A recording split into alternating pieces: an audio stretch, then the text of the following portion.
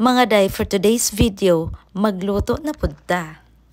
And karon ang atong recipe kay all about super moist banana choco chips loaf. Dayon mauni ang atong unang i-prepare. Magama ta og buttermilk, so let's combine 1 cup of milk and 2 tablespoons of vinegar. Ug ato na dayon na siyang i-mix. After ana, ato na siyang i-set aside. Unya karon atong ibutang sa atong mixing bowl ang 3 ka tasa nga all-purpose flour, 2 ka kutsarita nga baking powder, 2 ka kutsarita nga baking soda, ug 2 ka kutsarita nga asin. And syempre, ato na dayon na siyang i-mix until well combined. Unya, ato sa nang i-set aside o magkuha taglaing mixing bowl para na pod sa atoa nga wet ingredients. Unya, sa atong wet ingredients, ato na siyang sugdan sa 8 ka buok nga hinog nga saging. Mas maayo nga ang imong gamiton nga saging kay katong lata-lata na jud siya. Dayon, ato nang dugmukon ang saging hantod nga maingon ani na ang iyahang texture. So, kay nadugmok naman siya, ato na dayong ibutang ang atoa nga sugar. Una, ang white sugar, dayon next ang brown sugar. Pwede man sad nga puros white sugar ang atong gamiton, pero ang brown sugar magod kay na siya purpose. Mao na siya ang makapa-brown sa atoa nga gi-bake. So after nato gibutang ang sugar, ato na pud na siyang i-mix, then isunod nato ang upat ka itlog. Make sure lang nga walay masagol diha nga eggshell sa ato nga mixture. So after ana, ato sa na siya i-mix, usa na to isunod ang uban nga ingredients. Dili lang kayo na to pasobraan og mix kay i-mix pa man na to usob after sa ubang ingredients.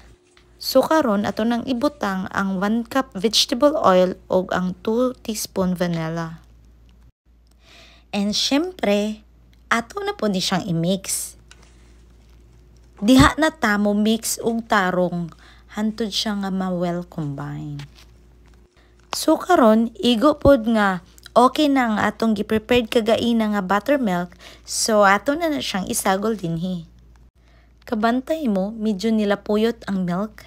Tungod na siya sa vinegar, kaya nahimo naman siya buttermilk. So after ani, ato na po ni siyang iset aside. Then, mubalik ta sa ato nga dry ingredients. Butangan na to og dry ingredients ang ato nga chocolate chips para dili siya magpilit-pilit in kaso og ato na siyang isagol sa ato nga butter. So diha nga point, ato na i-preheat ang ato nga oven. Depende ra nimo kung pila ang temperature, basta kay ang importante init ang oven ug magluto na ta. So karon, before na to ibutang ang ato nga mixture diha, ato sana i-grease ang pan. Ako lang nagi-brush ang oil din ha para dili mo pilit ang ato ang cake unya inugluto. So karon, kay ready naman ang tanan, ato na ibutang ang ato nga dry ingredients sa ato nga wet nga mixture. Ug ato na dayon na siya nga i-mix. Pero take note ha, dili gyud na nato i-overmix kay mao na siya hinungdan nga mag-dry nga tuwa nga cake.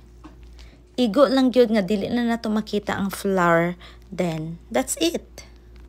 Dayon ibutang na pud nato ang ato nga chocolate chips, then ato na siyang i-mix. Fold in ra mga day, ayaw tawag ukay-ukaya. Dayon, isunod po dayon nato butang ato nga mani. Pero kaning mani, optional ra gyud ni siya guys. Pwede ra gyud nga walay mani.